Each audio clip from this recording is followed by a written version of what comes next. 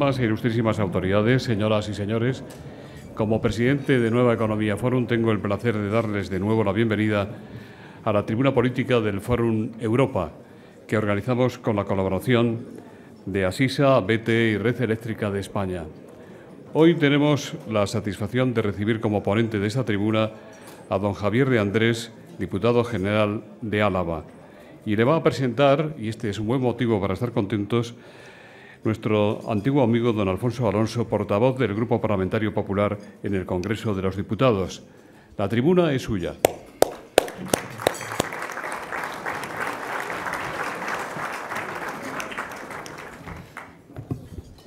Bueno, buenos días y muchísimas gracias primero a Javier de Andrés porque quiso que le presentara yo y a todos los que estáis aquí esta mañana para hablar de las cosas de Álava y de las cosas de Vitoria. Yo quiero dar las gracias especialmente al presidente del Congreso, que está aquí. Ayer estaba defendiendo la institución y también estaba defendiendo nuestra democracia, y esta mañana está aquí interesándose de lo nuestro. Y al alcalde de Vitoria, que también ha hecho el esfuerzo de venir hasta aquí, al presidente de las Juntas Generales de Álava, a don Ramón Rabanera, exdiputado general de Álava también, y por tanto predecesor, descubridor y padrino de Javier de Andrés, que nos va a hablar esta mañana. En una semana que es muy alavesa porque este fin de semana los alaveses celebramos nuestro patrón y este fin de semana es San Prudencio. Y cuando termine este desayuno nos iremos para allí y yo creo que mañana por la tarde el diputado general nos habrá preparado caracoles y perrechicos, que es el plato típico y la cosa a la que nos dedicamos los alaveses cada vez que llega el 28 de abril y celebramos nuestro santo patrón, que es San Prudencio. Y nos encontramos con nuestras tradiciones y nos reafirmamos en nuestra manera de ser y en lo que nosotros y en la voluntad, en la vocación que tenemos de vivir juntos. Quiero antes que nada tener un recuerdo emotivo, porque además está aquí Alicia Ruiz Infante, porque esta noche ha fallecido Pepe Ruiz Infante. Es un personaje clave, una persona, aquí en Madrid no es conocido, pero desde luego en Vitoria y en Álava sí, para todos los de la familia del Partido Popular, porque él luchó en tiempos muy complicados por construir una alternativa de centro-derecha no nacionalista en Álava y, por tanto, también puso los cimientos de lo que hoy es una realidad plural de convivencia en nuestra tierra. Y por eso quería comenzar con ese recuerdo cariñoso a Pepe, que nos ha dejado esta noche. Yo le conozco, como es natural, a Javier de Andrés hace mucho tiempo y he compartido buena parte de mi dedicación política y de mi vocación con él. Hemos trabajado juntos mucho tiempo y, por tanto, nos une una amistad. A veces es difícil hablar desde la amistad, ¿no? ¿Qué es lo que le pasa a Javier de Andrés? ¿Cuál es la razón de su éxito? ¿Por qué le quiere la gente? ¿Por qué es un hombre cercano, ¿no? Hay gente que dice que solamente es porque se parece mucho a George Clooney. Claro, si hubiera sido guapo, ¿verdad? Pero él es verdad que sí, es un hombre guapo, que se parece a George Clooney, por tanto ya esto, cuando uno habla, pues facilita mucho las cosas y parece que dice las cosas de una manera más sensata. Pero realmente es un hombre muy cargado de sentido común y de una vocación política profunda. Para toda una generación de alaveses y de vascos esto ha sido así. Empezamos en política porque había un problema al que había que dar respuesta. Había un problema de falta de libertad, había un problema de amenaza terrorista, había un problema que no permitía que estuviéramos en casa, que no permitía que estuviéramos callados y había que hablar y había que salir. Y en ese tiempo difícil es en el tiempo en que Javier de Andrés decidió que quería enfocar su vida ahí y que la quería enfocar en el servicio a los demás y que lo quería hacer también desde la manera que él tiene de entender la política, que es la política con una profunda cercanía, la política de cada día de estar cerca de la gente. Y eso yo lo he aprendido mucho de él. Él tiene mucho instinto político, pero sobre todo tiene mucha capacidad de estar todos los días con la gente, hablar con ellos, de entender muy bien cuál es el papel en estos tiempos de un político. Eso es lo que más me importa de él, porque creo que eso es lo más importante en este tiempo de crisis que estamos viviendo. Y en estos tiempos en que hay muchas veces muy malas noticias, en que nos enfrentamos a una situación que seguramente no habíamos conocido antes, en un país que pues ya estamos pasando de largo los 6 millones de parados, y en un esfuerzo político en el que tenemos que realizar una gran transformación del país. Y, por tanto, a veces en política en estos tiempos hay que tomar decisiones que son difíciles. Y Javier de Andrés lo sabe también muy bien porque preside una institución que es muy importante en el País Vasco y que es muy importante en Álava y que tiene responsabilidades fiscales, responsabilidades de gestión, responsabilidades también en materia social pues muy importantes. Y él lo sabe bien. A veces hay que tomar decisiones que son muy difíciles. Y para eso hacen falta, yo creo que dos cosas. Primero, la convicción de saber que solo si perseveramos en un camino de reformas, de transformación, de renovación de nuestras estructuras, vamos a poder salir fortalecidos de esta crisis, vamos a poder dar la vuelta a esta situación. Y, por tanto, hace falta esa profunda convicción. Y, en segundo lugar, hay que entender que cuando la gente lo está pasando mal y cuando a veces hay que tomar también medidas difíciles y cuando a la gente hay que pedirle confianza, porque los resultados de todas esas medidas difíciles, ese trabajo, tarda en llegar. Lo más importante que tiene que hacer un responsable político es dar la cara, estar con la gente, hablar con la gente, mirarle a los ojos, estar todos los días presente con ellos. Eso es lo más importante. Y por eso se necesitan políticos cercanos, que estén con la gente, que hablen con ellos, que den su explicación, que escuchen lo que la gente está sufriendo, lo que la gente está pasando. Y ese tipo de político que es cercano y capaz de hablar con la gente es Javier de Andrés.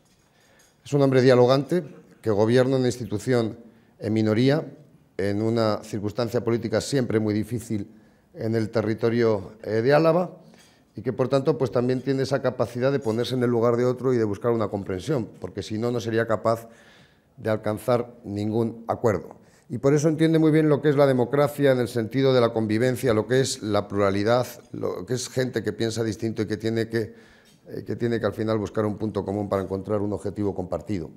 Eso es lo que hace él todos los días y de lo que yo también aprendo mucho. Él además es el secretario general del partido que yo presido en Álava y, por tanto, él, mientras yo estoy en Madrid, es el que se ocupa de todo. Así que no sé de qué manera darle las gracias, decirle que me siento muy orgulloso de él y de que esté esta mañana aquí en Madrid, en vísperas de San Prudencio, para hablar de nuestra querida tierra de Álava y a vosotros para que conozcáis a un político de talla que está en una circunstancia difícil y que está sembrando confianza y está sembrando también esperanza en el futuro, que es Javier de Andrés. Muchas gracias.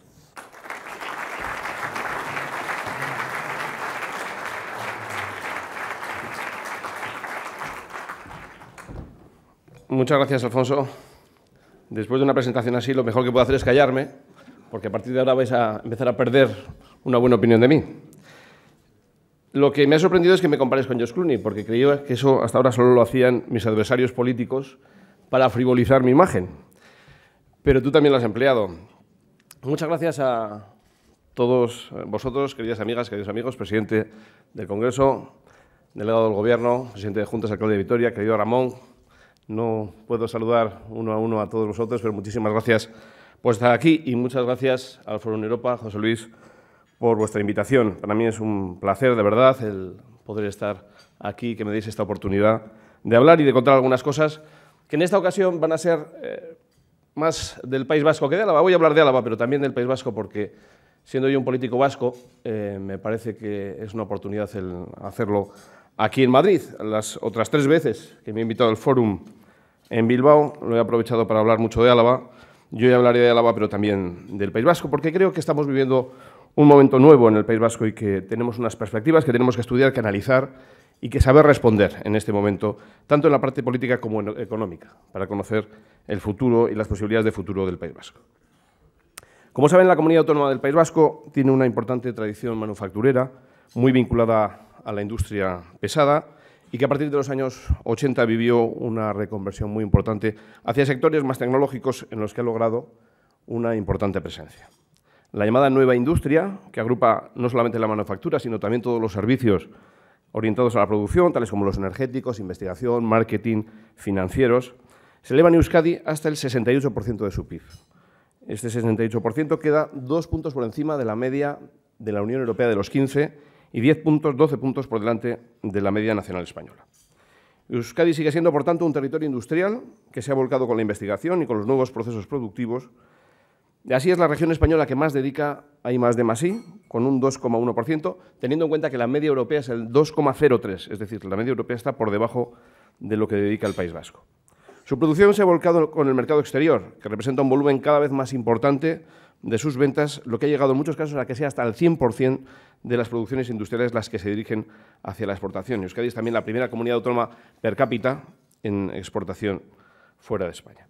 Sin duda, estos elementos han sido importantes para que, según la encuesta de población activa, la tasa de paro al cerrar el año haya sido en torno al 16%, el 15,93%, cifra que no se conocía, es verdad, desde la reconversión industrial, pero que aún así es la mejor cifra o la más baja de toda España. La renta per cápita en el País Vasco es también algo por encima de la de Madrid y Navarra, que son las otras dos comunidades que le siguen en el ranking.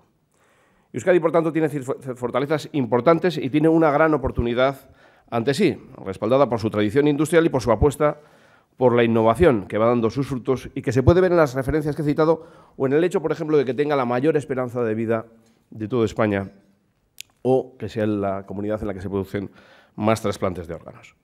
Podría dar muchos otros datos sobre la calidad de vida y el posicionamiento económico de Euskadi, pero no quiero excederme en este sentido, como tampoco quiero evitar el referirme a las debilidades de nuestra comunidad autónoma, que son precisamente las que ocupan más nuestro tiempo y nos ponen en alerta sobre el medio y largo plazo. Euskadi lo que vive es también una inquietante conflictividad laboral. El informe ADECO sobre satisfacción laboral indica que mi comunidad autónoma fue la que más huelgas registró el pasado año, multiplicando por 6 la media nacional de huelgas.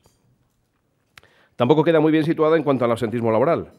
El informe de la misma fundación sobre el absentismo indica que Euskadi vuelve a encabezar la lista de un país, España, que se encuentra ya de por sí entre los más absentistas de la OCDE. Pienso que las razones para que esto sea así, tan contrarias a lo que se pudiera pensar de Euskadi, están ligadas a otras que tienen una enorme influencia en nuestra situación y nuestro futuro político.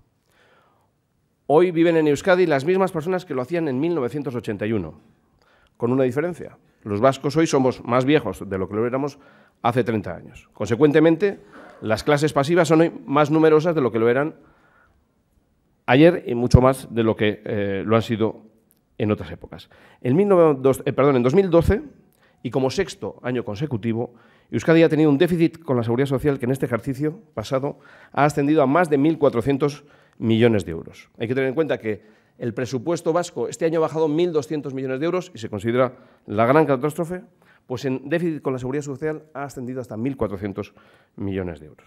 Los ingresos por cotizaciones han ascendido a 6.064 millones, mientras que los gastos en pensiones han alcanzado los 7.480 millones de euros.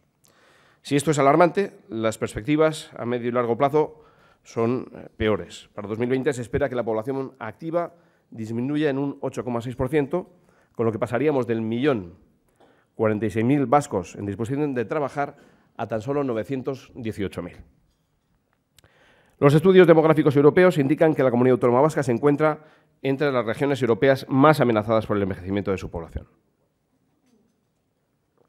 Un envejecimiento que afecta muy directamente a la franja de edad más dinámica laboralmente, a la de los jóvenes.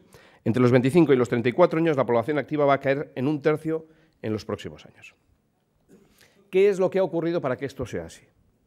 ¿El invierno demográfico y el envejecimiento de la población han sido casuales? ¿Qué es lo que ha ocurrido para que un territorio receptor de trabajadores sea hoy un territorio de migrantes?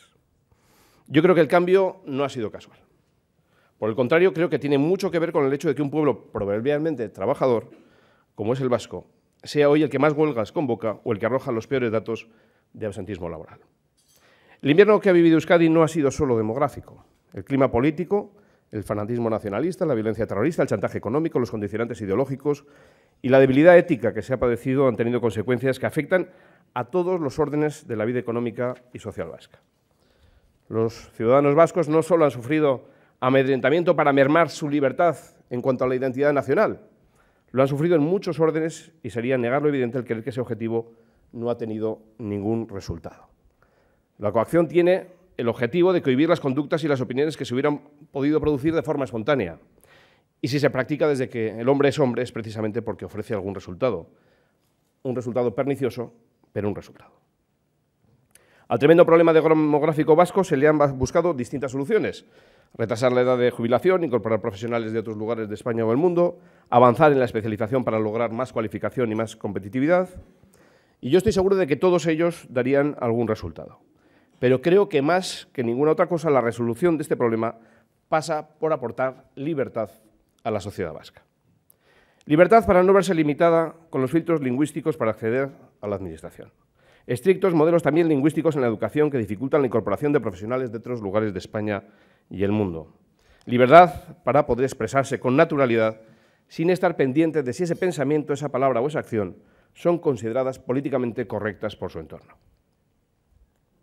Yo estoy convencido de que los jóvenes vascos, esos que buscan oportunidades en otros lugares de España o el mundo, lo hacen con mayor o menor conciencia de ello, con la expectativa de no estar sometidos a la presión que han vivido en el seno de una sociedad en la que todo ha estado medido por su relación con los modelos nacionalistas. Euskadi necesita aire fresco, abrir las ventanas y ventilar la atmósfera viciada por años de silencio que han condicionado las aficiones, los hábitos, las costumbres, la forma de expresarse y las relaciones entre todos los que allí vivimos. Los vascos debemos de trabajar para modernizar ideológicamente nuestra tierra, sacudiéndonos los dogmatismos que se han establecido por la vía de la imposición. Dogmatismos que no solo han sido de carácter nacionalista, sino que también participaban de la doctrina de izquierdas más radical de toda Europa. No tiene sentido que Euskadi sea una comunidad autónoma tan conflictiva laboralmente como no tiene sentido que la gente se marche de un territorio en el que hay menos paro y mejores salarios que en el resto de España. Estos desequilibrios tienen que corregirse y hay una tarea política muy importante para lograrlo. Tengo la convicción de que es necesario un discurso que desvele estas debilidades y presente la alternativa que necesitamos. En este momento en el que hemos mejorado nuestro grado de libertad, es necesario hacer una evaluación de daños. Unos daños que van más allá de los que han sido más íntimamente agredidos. Y veo aquí a Ana María Vidal-Abarca, que sabe mucho de eso. Pero hoy no podemos saber cuál sería la relación de nacionalistas y no nacionalistas que habría en el País Vasco si ETA no hubiera existido. Pero sí que hay algunos datos objetivos que nos indican que la sociedad ha torcido el camino que llevaba. Hay señales inequívocas que nos hablan de un cambio de conducta que, a mi juicio, no se hubiera producido si no hubiera sido por la coacción. Nos toca identificar los hábitos y los comportamientos que han sido condicionados y ofrecer la alternativa que hubiera podido tener de haberse desarrollado en plena libertad. Yo no soy partidario de defender el discurso más popular en la sociedad vasca actual, sino soy partidario de hallar el discurso que posiblemente hubiera respondido a un Euskadi sin coacciones y que estoy seguro va a ser el País Vasco que vamos a tener dentro de unos años cuando se normalice definitivamente un sistema plenamente democrático. Además, creo que ese discurso es también necesario precisamente para ayudar más pronto a agilizar la llegada de la normalidad. Si Euskadi se desarrolla conforme a la satisfacción de la izquierda más radical de Europa, está abocada al fracaso. Si lo hace desde el orgullo y la autocomplacencia, el futuro es el de la debilidad y la extenuación. El País Vasco tiene que rehacerse a sí mismo, desde la exigencia de valores éticos y también desde una apertura al mundo que es insoslayable en el momento que vivimos.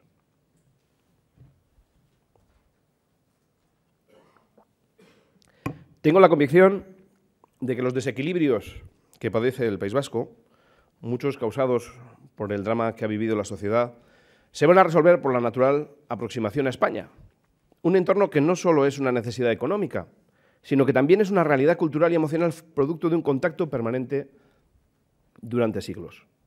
Creo que el restablecimiento de una relación normal con el conjunto de España, de simpatía, de afecto, como siempre la tuvo, solo se ha visto afectada y se ha modificado a lo largo de estos años, precisamente por la influencia que también los condicionamientos fanáticos han afectado. Euskadi se ha visto mermada y condicionada en muchas cuestiones y también en la natural relación con España. Una relación que había sido histórica, de afecto, de simpatía, de reconocimiento mutuo y que se ha visto perjudicada, como tantas otras cosas, por la coacción que hemos sufrido. Hoy en Euskadi quien paga las pensiones es la Caja Única de la Seguridad Social y mañana lo van a ser aún más. Nuestra dependencia de este hecho es irreversible. Sobre todo, es irreversible si no damos un giro en nuestra relación con el entorno y con la evolución que está llevando el País Vasco en los últimos 30 años. De la misma manera, Euskadi seguirá siendo la punta de lanza de la industria española. Será un ejemplo de calidad aquí y allá de nuestras fronteras. La complementariedad entre Euskadi y el País Vasco va a ser necesaria en el futuro, como lo es ya en el presente. Y ese es el mensaje realista y desde la sinceridad que tenemos que transmitir. Debemos de trabajar para hacer una sociedad más libre y necesitamos que Euskadi sea más atractiva para escogerla como lugar para vivir, para desarrollar una familia, una carrera profesional. Euskadi tiene un gran futuro en la medida en que sea atractora de talento. Tenemos que lograr que esto sea así y la senda que hemos seguido hasta ahora ha ido en el sentido contrario. Hace ya varios años que Álava viene siendo en el País Vasco un anticipo de lo que debe de suceder y aún con más fuerza en el conjunto del País Vasco. Álava es la provincia más abierta de las 3 que conforman Euskadi. No alberga ningún complejo. Ramón Rabanera, que está aquí, lo sabe y además lo ha defendido durante muchos años. No alberga ningún complejo en participar con el mismo afecto de las tradiciones vascas como de hacerlo con las españolas. Siempre hemos entendido que eso no era otra cosa que un enriquecimiento cultural y no nos ha ido nada mal tampoco en lo económico. Somos la provincia vasca de mayor renta per cápita. No hemos dejado de incrementar nuestra población y tenemos un saldo favorable en el sistema de la seguridad social. Hemos sido la provincia menos afectada por la radicalidad padecida en el País Vasco y creo que precisamente por eso es la que más se parece al País Vasco original, al que hubiera existido si no hubiéramos padecido un siglo XX de enfrentamientos civiles que en el País Vasco se han arrastrado hasta ahora mismo. Euskadi ha padecido el fanatismo nacionalista en todos los ámbitos. Yo lo que planteo es descubrir la Euskadi original, la que hubiéramos tenido sin el dogmatismo y la coacción. Para ello propongo aportar libertad y defender la libertad desde un discurso que no se acomode a los residuos de la coacción ni se resigne ante los vestigios de la intolerancia. Un discurso que nos actualice ética e ideológicamente como un pueblo abierto, plural y escrupulosamente democrático, dispuesto a competir y a convivir. Muchas gracias.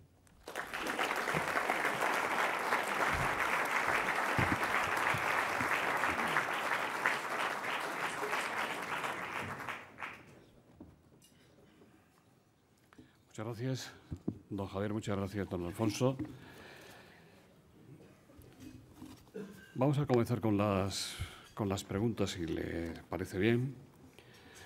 Hay varias. Oiane Pérez, de Euskadi Irratia, dice cómo afecta a la Diputación de Araba la retirada del proyecto de presupuestos del Gobierno vasco. José Ramón Arias, de Onda Cero, dice ¿en qué puede derivar la retirada de los presupuestos en Euskadi? ¿Hacia dónde girará el PNV para poder gobernar? Carlos Conbarros dice, de poder sumar mayoría con el PNV, el PP hubiese permitido aprobar los presupuestos a Urkullu. ¿Es verdad lo que dice el Lehendakari, que no le han apoyado para poner en evidencia que gobiernan en minoría? ¿No sería mejor que el Partido Popular le ayudara en lo que pueda antes de que Urkullu se vea obligado a ponerse a las órdenes de Bildu y similares? Bien, gracias, José Luis. Bueno, vamos a ver. La afección que pueda tener la retirada del presupuesto vasco a Álava, a Vizcaya y a Guipúzcoa creo que va a ser semejante, porque hay que tener en cuenta que en unos presupuestos con una bajada, como he dicho, de 1.200 millones de euros, con lo cual lo que queda de presupuesto es para pagar los sueldos, para pagar la sanidad, la seguridad, la educación y además con rebajas. Con lo cual la prórroga va a ser prácticamente igual que el presupuesto original. Yo creo que la afección que va a tener es sobre el propio Gobierno y la debilidad que va a tener el Gobierno por no tener un respaldo político suficiente para poder desarrollar su presupuesto con respaldo parlamentario. Yo creo, y lo dije porque además yo estaba en la comisión negociadora con el Partido Nacionalista Vasco, yo en la última reunión solo hemos tenido 2, solo nos han convocado 2 veces. La verdad es que no se ha visto mucho interés. Y yo en la segunda reunión les dije, mira, si es que no vais a tener nunca un socio tan dispuesto a llegar a un acuerdo como nosotros.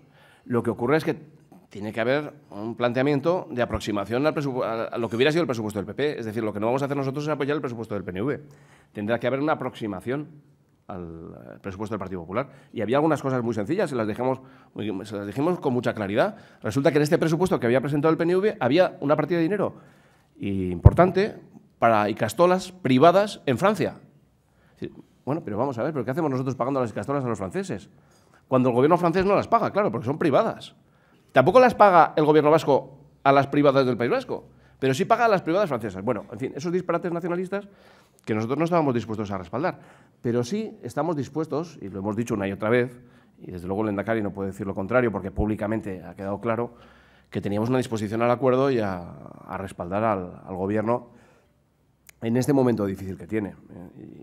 Y desde luego no ha sido esa la disposición del Partido Popular. Por parte del Partido Socialista, la situación es distinta. Yo creo que el Partido Socialista lo que quiere es, en cuanto haya resuelto sus problemas internos y particularmente la sucesión de Rubalcaba, lo que quiere es entrar en el Gobierno vasco. Entonces, lo que está diciendo es, fíjate lo mal que lo vas a pasar y los tragos que vas a sufrir hasta que no me metas en el Gobierno. Entonces, el Partido Socialista sí es lo que está procurando, ¿no? Pero no era esa la posición del Partido Popular. ¿Usted cree que los socialistas apoyarán en algún momento de esta legislatura al señor Urkullu? Estoy seguro. Estoy seguro. ¿A cambio de qué? ¿De estar posicionados en el Gobierno? ¿De hacer como ustedes hicieron en el Partido Popular, hacerlo desde fuera del Gobierno sin participar en él? Sí, se puede ver ya dónde. Vamos a ver. Hasta ahora, en lo que llevamos de legislatura, llevamos un poco más de 4 meses, no llega, los acuerdos que ha habido en el Parlamento, los importantes, han sido entre el Partido Nacionalista Vasco y el Partido Socialista, que han acordado, por ejemplo, la dirección de TV, el presidente del Tribunal de Cuentas, el Ararteko, el mediador de la sociedad. En fin, esas cosas las han acordado ya entre ellos y se han repartido los puestos. Y lo mismo van a hacer en cuanto el Partido Socialista tenga libertad para resolver esta cuestión, como digo, una vez que se haya zanjado la cuestión sucesoria en el Partido Socialista. Le preguntan también si cree usted que el concierto económico sería aplicable a Cataluña. Bueno, el concierto económico sería aplicable a Cataluña y a cualquier otra comunidad autónoma. Lo que ocurre es que, vamos a ver, el concierto económico lo que exige es un rigor en su gestión extraordinario. Y ese rigor, aquí está la Secretaría de Estado de Presupuestos, no lo han venido demostrando los catalanes en la gestión que han hecho. Es decir, si tu gestión en la Administración es tan mala como ha sido la catalana, es imposible que se haga con un concierto económico. El concierto económico tiene una cuestión de la que se habla muy pocas veces, se habla mucho de las ventajas, pero nunca de las desventajas. Y tiene desventajas muy importantes. Y entre ellas tiene una que es la del riesgo unilateral. El riesgo de la gestión propia de tus ingresos es que tienes que pagar al Estado lo que el Estado te dice que tienes que pagarle. Y esa cuestión no se discute. Y lo que te queda lo tienes que gestionar tú. Si tú gestionas mal, lo que ocurre es que al Estado le vas a tener que pagar y te va a quedar muy poco dinero para ti si has gestionado mal. O gastas muy por encima de lo que realmente tu presupuesto te permite. Eso en el País Vasco se ha hecho bien y se ha gestionado bien, pero en Cataluña se ha hecho mal. Entonces, si Cataluña hubiera tenido concierto económico, lo que sucedería en este momento es que estaría pidiendo su ingreso en el sistema común del conjunto de las autonomías españolas. Con lo cual creo que con una mala gestión es terriblemente negativo disponer de concierto económico. Rafael Lareaga, de la Embajada de México, le pregunta cuál es su evaluación sobre el papel desempeñado por las oficinas del País Vasco en el exterior. Y también hay otra pregunta, ¿por qué no aprovechan el ofrecimiento del Ministerio de Asuntos Exteriores para que esas oficinas usen la estructura de las embajadas de España en el exterior? Bueno, pues comparto plenamente esa indicación o esa sugerencia, ¿no? Se ha hecho una duplicidad en la prestación de servicios en el extranjero a empresas vascas que realmente las tienen que prestar y las prestan y están en condiciones de hacerlo las embajadas, las oficinas diplomáticas o económicas del Reino de España. Lo que ocurre es que no se ha querido contar con eso, se ha querido hacer una duplicidad que además ha tenido muy poca efectividad. O sea, se ha ido probando con el tiempo que eso, para lo que ha servido, ha sido pues para aproximar a la diáspora vasca, que llaman los nacionalistas, a los vascos en el extranjero, para hacer, bueno, pues camarillas y, bueno, pues eso ya sabemos qué utilidad tiene luego de cara a las elecciones, ¿no? Yo creo que no han tenido ninguna utilidad, que si se sostienen ahora es por orgullo y que efectivamente lo que habría que hacer es integrarlas, ya que existen o lo que no se pueda disolver de ellas, integrarlas dentro de la acción que España tiene en sus embajadas. Juan Carlos de Julián le pregunta, ¿saldrá Euskadi antes de la crisis que España? Hay quienes dicen, desde las filas nacionalistas, que la marca España perjudica al País Vasco en el extranjero. Bueno, vamos a ver. Es que yo creo que lo que he procurado decir en el discurso es que el País Vasco lo que tiene son desequilibrios muy importantes. Es decir, ¿qué es salir antes de la crisis? Claro, yo puedo salir antes de la crisis y recuperar mis ingresos presupuestarios, pero resulta que tengo una debilidad en la seguridad social que me hace insostenible el sistema. Es decir, en el País Vasco hay cosas que funcionan muy bien, bueno, mejor que en el resto de España, y hay cosas que funcionan muy mal. Entonces, yo creo que el País Vasco, al final, el conjunto, el equilibrio, le va a llegar precisamente por su vinculación a España y su pertenencia a España. Y entonces saldremos conjuntamente. Si no sale el País Vasco, no saldrá España, y si no sale el resto de España, pues no va a salir tampoco el País Vasco. Lo que sí creo es que la industria vasca va a estar en mejores condiciones de operar, porque tiene además una línea abierta y está trabajando mucho la línea de exterior. Aquí está el presidente de Talgo y de ENCE, que saben de esto. Tiene condiciones efectivamente para que cuando se produzca un repunte en la economía internacional y Francia y Alemania empiezan a ir mejor y los países que no son nuestros compradores vayan a ir mejor, va a tener una oportunidad para salir por delante. Pero, desde luego, eso no va a ser solo salir de crisis, necesita muchas otras cosas y para esas necesita apoyos externos y particularmente del conjunto de España. Le preguntan también qué opina usted de los scratches. ¿Este nuevo método de protesta no derivará en kale borroka? Bueno, pues los scratches son un poco... yo creo que tienen mucho que ver también con algo de lo que he dicho aquí, ¿no? ¿Qué es lo que ha pasado en el País Vasco durante tantos años? Que la identidad nacional que teníamos los que nos sentíamos españoles y vascos, pues no era fácil de expresar. No se veía ni una camiseta de la selección nacional en las calles y, sin embargo, la gente veía el partido de España cuando se celebraba, ¿no? ¿Por qué? Porque había una presión social que intentaba evitar que se percibiera que había gente con identidad nacional española en el País Vasco. Y eso ha sucedido también en las fábricas, cuando había gente lo que quería era entrar a trabajar y había gente que se ponía allí a presionar para que no entraran, y eso ha tenido un efecto efectivamente disuasorio hasta el punto de que ha podido llegar a cambiar la percepción que la sociedad tenía de distintas cosas. Eso viene enlazado con una teoría sociológica, la espiral del silencio. En la medida en que no ves camisetas de la selección nacional, pues te sientes menos identificado con ponerte la camiseta de la selección nacional. Y al final, ¿qué ocurre? Pues que igual dejas de ver algún partido de la selección. Con los scratches estamos en la misma situación. ¿Cuál es el objetivo del scratch? Pues el coaccionar, el que la gente no pueda expresarse con libertad. Claro, si yo digo aquí lo que pienso de los scratches, pues igual resulta que me arriesgo a que me pongan uno delante de casa. Y no me apetece, desde luego.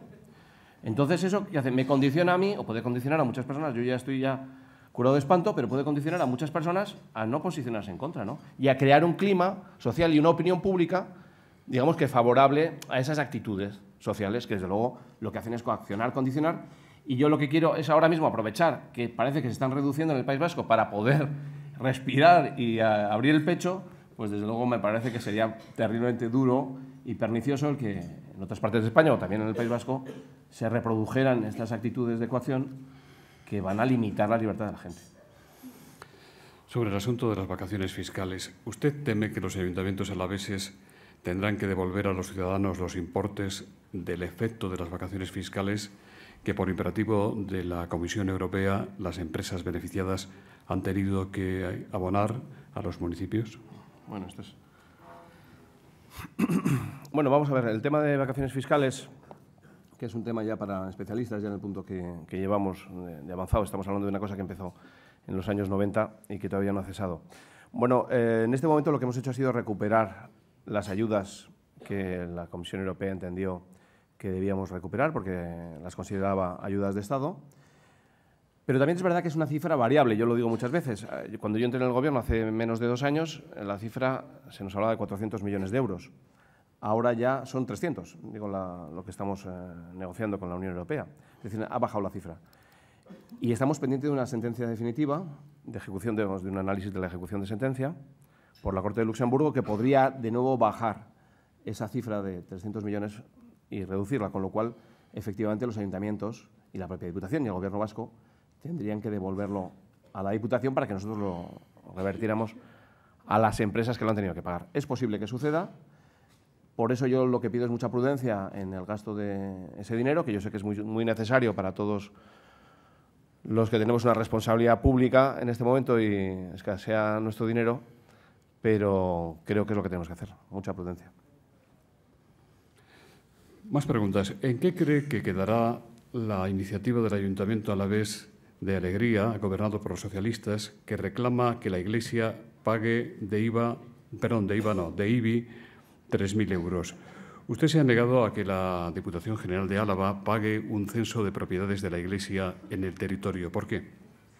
Bueno, porque esto es vamos a ver, el motivo por el que la Iglesia no paga IBI, determinados bienes de la Iglesia, no todos, no pagan IBI, es por un acuerdo que hay entre España y el Vaticano. Es un acuerdo internacional al cual están sometidos el conjunto de administraciones españolas y también la Diputación Foral de Álava. El Partido Socialista lo que juega es a provocar en torno a la idea de que eso no debe ser así y entonces en vez de plantearlo en el Congreso, donde tiene nulas posibilidades de sacarlo adelante o debiera de llegar a acuerdos con el Partido Popular para poder llevarlo adelante y modificar los acuerdos con la Santa Sede, pues lo que hace es a través de un ayuntamiento de 3.000 habitantes forzar la situación. Han girado el IBI a esos bienes de la Iglesia. La Iglesia obviamente no tiene obligación de pagarlos, lo que entiendo es una provocación. Y dentro de esa provocación lleva también el querer implicar a la Diputación en que participe en el juego, ¿no? Y yo creo que nosotros no estamos para participar en el juego porque además conllevaría un gasto para la Diputación que no quiero hacer. Julio Álvarez Bonet dice, ¿cree usted que algún sector crítico en ETA puede empuñar de nuevo las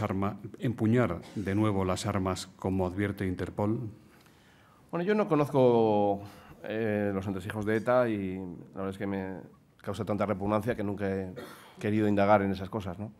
Pero yo tengo mucha confianza en la gestión que de este asunto ha hecho la Guardia Civil, particularmente la Policía Nacional, las Fuerzas de Seguridad del Estado, y creo que lo van a saber controlar. Y yo tengo mucha confianza en todo lo que han hecho en los últimos años, particularmente desde que Jaime Mayor Oreja se hizo cargo del Ministerio de Interior, que creo que fue un giro fundamental para afrontar la lucha contra el terrorismo, que ha marcado una línea. Es verdad que no se ha seguido siempre, pero ha marcado una línea que nosotros ahora entiendo que vamos a sostener también, que es la de la exigencia democrática y no jugar a intentos de flexibilización con quienes están vulnerando los derechos fundamentales. Y como tengo confianza en eso, pues no me preocupa, salvo que, bueno, pues que efectivamente cualquier cosa pueda suceder, ¿no? El barómetro de la patronal alavesa, SEA, señala una tendencia al empeoramiento de la economía alavesa, un descenso de la musculatura industrial y empresarial del territorio. ¿Cómo frenar esta tendencia? Bueno, yo creo que aquí está el presidente SEA.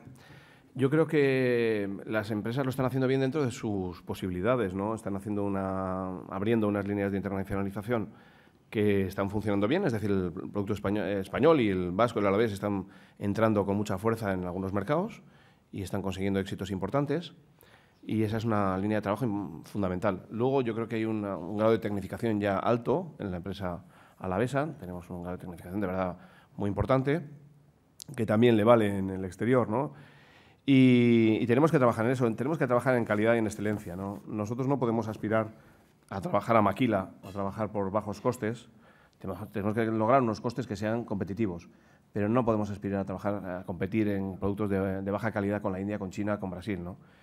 Y tenemos que trabajar por lograr pues, productos de excelencia que se hacen en nuestro territorio y que son los que tienen futuro. Y hay un problema, desde luego, que es el problema financiero, lo tenemos todos los españoles y lo tiene también buena parte de Europa, que es el que dificulta y a mí es lo que me causa verdadera lástima porque hay oportunidades de negocio que se están perdiendo por falta de financiación y eso es terriblemente duro, ¿no? Porque si fuera por otra circunstancia, porque no eres competitivo, porque no has logrado hacer bien las cosas, pero cuando simplemente lo que te falta es dinero para el circulante, pues la verdad es que es duro y además yo creo que el sistema tiene que corregir eso. No es natural que un sistema que está destinado a aprovechar las oportunidades de negocio lo pierda por esa circunstancia. Yo creo que es lo más importante que tenemos que salvar ahora mismo, ese momento tan difícil para que aquellos que tienen condiciones para competir lo puedan hacer. Desde Onda Cero en Euskadi le preguntan si Álava sigue siendo el bastión que frena al nacionalismo en Euskadi.